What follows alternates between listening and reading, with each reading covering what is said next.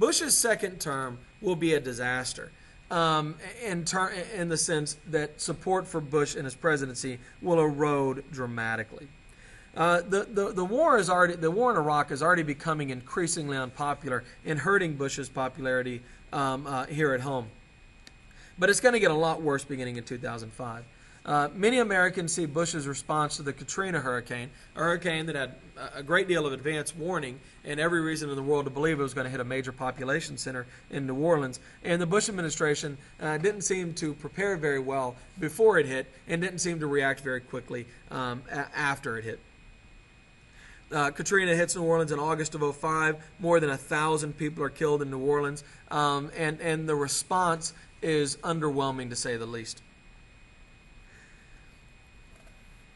And Bush begins to develop even more of a reputation of being something of an incompetent.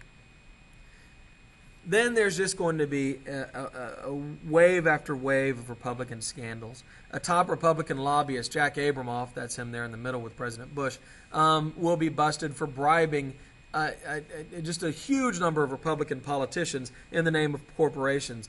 He's particularly screwing Indian casinos out of their profits and using legislation to do that.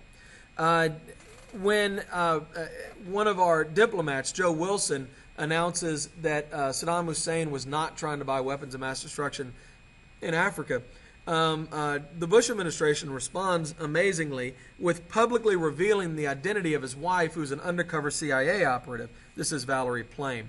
Now we know that it was Dick Cheney's office who did that, although Cheney never faces any responsibility for that. His chief of staff, Scooter Libby, the guy at the bottom there on the right, does end up being charged with this, but the Bush administration pardons him with the president's pardoning power.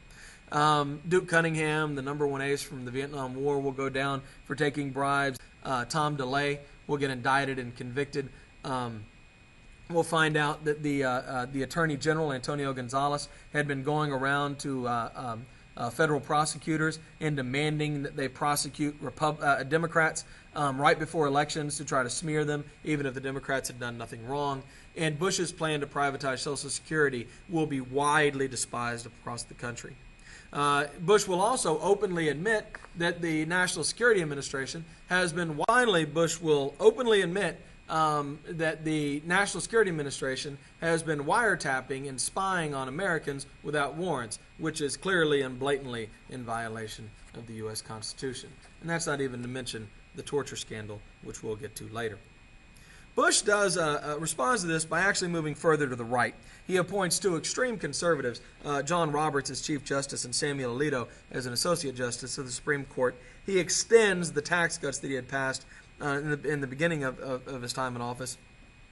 And 2006 does not look good for the Republicans. And in fact, the Democrats win huge in the congressional elections of 2006, taking control of both the House and the Senate, for the time being anyway. And we have an historic moment when Nancy Pelosi, a Democratic representative from California, becomes the first woman Speaker of the House and technically the highest woman ever to serve in the United States government.